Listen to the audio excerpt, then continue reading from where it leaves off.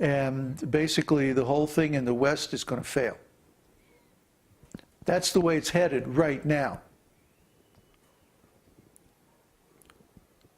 Now, if somebody there wants to take some responsibility and change that and make a better outcome, I would be very pleased. But I don't see that person yet. I don't see any leadership developing among the devotees. I want to see some initiative. I want to see some people actually doing something. Otherwise, how are you going to get something together that's going to help you? You know, I just don't see where the leadership is going to come from. We've got these people going through the Bhakti course and they're just getting bogged down. They're not making progress. Bhakti Mike is the only one that's gotten through the study course and is on the, no, isn't there one more on, you're on the Sanskrit course, aren't you? I'm instructor for it. Yeah. So, you know, we have like 2 or 3 devotees who've gotten beyond the study course. All the other 30 students or something like that are bogged down in the study course.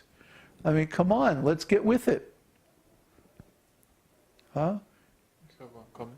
A comment? Yeah. I'm investing almost all my day into this social networking stuff, and I'm working also with Steve. Do you have your camera on? No. Show your face. I guess it's easier if I just sit here. Or just, yeah. Am I on the camera there? Yeah. Somewhere in here. So, I'm working all day, I mean, literally all day, working on social networking, on how to enable devotees to connect to each other. So really, there's a lot of energy and intelligence put into that approach. If you see like the section that says users map, I mean, it doesn't get easier than that. You just click your region and find the pictures of everyone around you. So this kind of tools is the only thing we can really do to like handle lots of people coming in, and if we learn to use this website, these kind of tools now, then we'll be very expert and we can start building real groups, you know. So please really like take this site seriously. What Babaji is saying about preaching to others there is it's like so easy. You just look who's around your area and start building relationships, you know. When it gets tough, you just call each other and then form a little group, and then you're like 5 instead of being alone, you know. I'd like to see devotees forming food co-ops and stuff like that, food banks, you know. I'd like to see devotees working on, you know, living together, practicing Krishna consciousness together. Why don't you get together, rent a house together, you know, or if somebody already owns a house, like invite somebody to come and live there. You know, I mean, like, what's the problem? Why are you staying separate when there's strength in numbers? Especially when you have some kind of alternative culture that's different from the average. You need each other's support. So I want to see these communities develop. It's time now. It's past time, actually, to start developing these communities. The writing is on the wall. The economy is really going down. And this temporary little rally that's going on now is going to get stopped out in September or October, and then it's really going to go down. Oh, sorry, I thought you were finished. Well, I was kind of finished. Okay. So there's lots of a big message from Javier.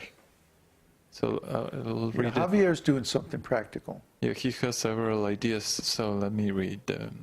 I am currently in a situation where my time is very limited and I should be done reading the Bridge Community Plan by the end of this weekend.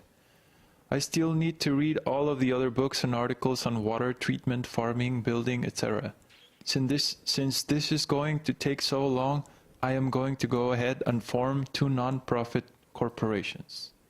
One corporation will be a food bank and the other I plan to form so I can eventually build communities globally, starting in San Antonio, Texas. Do you think we should coordinate and delegate tasks between ourselves on the forum? I am the director of the Project Manager Institute in San Antonio. We have 1,000 project managers as local members.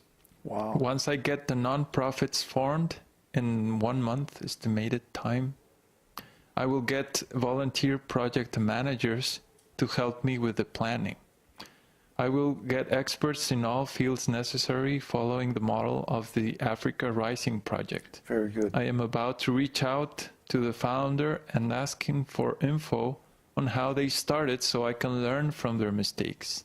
I think we should get together on the forums and divide up the tasks so we can make quick progress. Krishna will provide good people to join our communities if we take the initiative to get them started. How do you recommend we coordinate and delegate tasks? Well, there's a number of things we can do. You can start groups on the social networking site, or we can even start a whole new site using the same or similar tools. You would have to be responsible for the administration, but we can provide the platform. We already have the server, we already have the software, the plugins, and the expertise. So, I mean, that would pretty much be a clone of the site that we've got already, just maybe with a different title or a different banner or something like that, Yeah. and its own URL, its own domain. Yeah, if you want to do something like that, the project management aspect is crucial. The planning aspect is crucial. The project that you're facing in the U.S. is really completely different animal than the project in Congo. We have all of their material. They've been very kind to share with us. And, you know, if you get Kapila Dev's permission, we can ship all those documents over to you and you can see what they're doing. But basically, they started with no money, no facilities, but they had land and they had people. And these people were desperate. I mean, to give you an idea how desperate they were, when Ashtatara Shata Prabhu went over there for the first time to Congo, he said, you know, we have to build a building that the rats can't get in and steal the food. And the people said, oh, there's no rats. And he said, what? No rats? And they said, yeah, we ate them all. And then? Oh, yeah. There was also a typical problem in Africa with certain kinds of snakes and bugs in the fields. People were afraid to go out in the fields because there were these poisonous snakes and like that. So when Ashto heard about that, he said, well, you know, aren't you afraid? What are we going to do about these snakes? And the people said, oh, don't worry about that. We ate them too. And then there was they said, well, what are we going to do about cockroaches? Well, I guess you can figure out the answer. Anyway, so these were some desperate people, okay? Really, really, truly desperate people. And the only way that they could start, they got a little literally seed money, a little money, and they spent it on seeds. And then all through careful management, through intelligent management, they were able to build this thing up. So the main thing that they got, land, is very expensive in the West. Land and property and buildings and things like that are super, super expensive to build and to maintain in the West. Whereas where they were at, they got the land free. I think the first thing was like they had 100 acres or something like that, free. And of course, they can grow their own building materials and stuff like that because they can make houses out of grass, bamboo. They make their own bricks.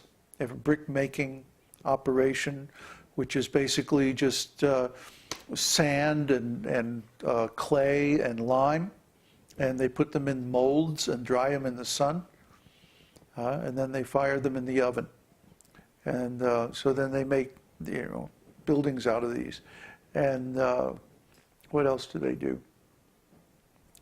So they pretty much built everything themselves. So the labor was free, and the land and the building materials were basically free. So they just started with a little cash. And now they're approaching something like $10 million a year worth of produce. And they're feeding, I don't know how many thousands of people from this. So, the limiting factor in the West is always going to be